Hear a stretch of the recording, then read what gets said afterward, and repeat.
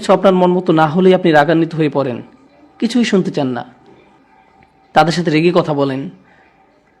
আমরা এখানে এই মুহূর্তে ইসলাম নিয়ে আলোচনা করছি না, আমরা শালীনতার কথা বলছি। তারা আপনার জন্য কি করেছে আর আপনি তাদের কি ফিরিয়ে দিচ্ছেন, এটা খুবই অন্যায়, এটা খুবই অসমীচীন।